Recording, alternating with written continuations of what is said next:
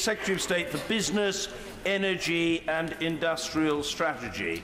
Secretary, Dr. Greg Clark. Thank you very much indeed, Mr. Speaker. And with your permission, I'd like to make a statement about Nissan. The House should know the background to the decision that the company announced yesterday. In July 2016, the allocation decision for the next model of the Nissan Qashqai was about to be made, and it was set to be awarded to a European plant other than Sunderland. Nissan had located in Sunderland in 1986, having been persuaded by Mrs. Thatcher that the combination of British engineering excellence and tariff-free access to the European Union made Britain an ideal location. So it proved, and the Sunderland plant grew to be the largest car plant in the history of Britain.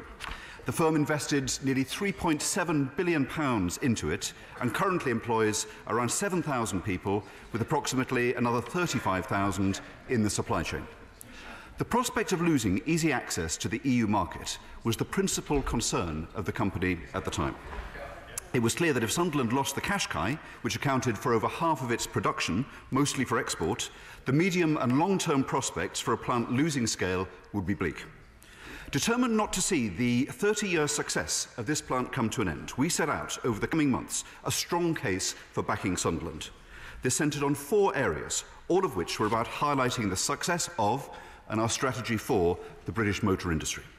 The first was that we would continue our successful and long-standing support for the competitiveness of the automotive sector, which has been available to all firms for skills and training the local workforce and for innovation.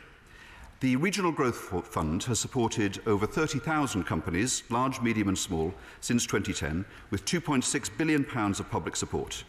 335 million of that has been invested in the automotive sector via the Regional Growth Fund since 2010. All proposals are independently assessed by the Industrial Development Advisory Board and are subject to UK and EU rules. In 2016, Nissan initially considered applying for a total of up to £80 million in support over 9 years for skills training, R&D and environmental improvements, and were eventually awarded £61 million, around £7 million a year over 9 years. The second commitment was that we would work with the automotive sector to ensure that more of the supply chain could locate in the UK and in close proximity to manufacturing sites. Since 2016, as many honourable members know, our automotive sector deal has established with the industry an ambitious programme to do just that. The third was that we would make a strong commitment to research and development, in particular to the development of new battery technology and its deployment, and in connected and autonomous vehicles. Our joint industry-government £1 billion Advanced Propulsion Centre R&D programme, along with our £250 million Faraday Challenge, is putting Britain at the leading edge of battery technology and manufacturing, and we've introduced test beds for autonomous vehicles across the country. Indeed, the longest autonomous car journey in the UK will take place in November this year from Nissan sites at Cranfield to Sunderland, covering over 200 miles on public roads. And the fourth commitment was that in our negotiations to leave the EU, we would always emphasise the very strong common ground that exists between the UK and other EU member states and pursue a deal that can ensure free trade unencumbered by tariffs or other impediments. These commitments proved persuasive, as they have subsequently for investments by Toyota at Burnaston, BMW Mini at Oxford, PSA at Luton, and indeed every single competitive allocation decision taken since 2016 in this industry has gone to Britain. Although discussions had been around the Qashqai, towards the end of the discussions, Nissan proposed to add a further model, currently produced only in Japan, the X-Trail to Sunderland. And on the 27th of October 2016, Nissan announced that both the Qashqai and the X-Trail would be built in Sunderland, securing the plant's future and adding 741 new jobs. Last Friday, I was informed by Nissan that following a global review of its capital investment, future capital was needed to accelerate the shift in Europe from conventional to lower emission vehicles. The Qashqai and the Duke, made in Sunderland, will in future have petrol and plug-in hybrid variants made in Sunderland. As a result, more capital will be invested in Sunderland than was originally planned in 2016.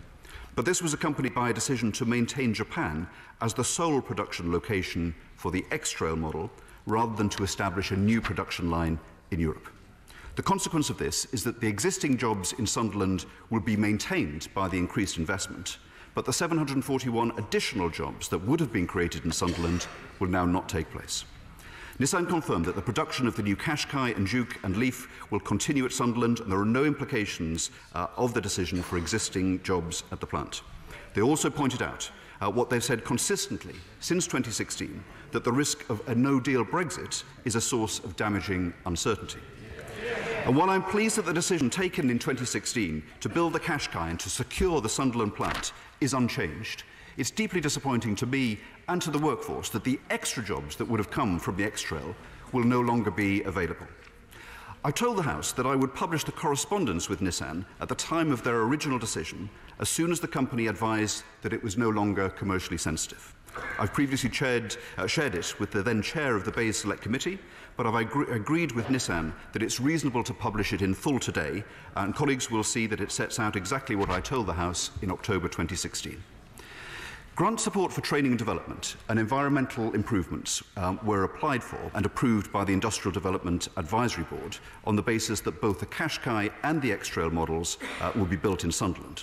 And so, given yesterday's announcement, if the company seeks to participate in these industry funding schemes, as I hope and expect that it will, the company will submit new applications in the standard way and undergo a process of independent assessment. Mr. Speaker, while I'm disappointed that the new jobs associated with the X-Trail will not now come to Sunderland, I'm pleased that the plant will benefit from substantial new investment in the existing models, and that the decision to continue with the vital investment in the Qashqai, Leaf and Juke and the jobs associated with them is unaffected.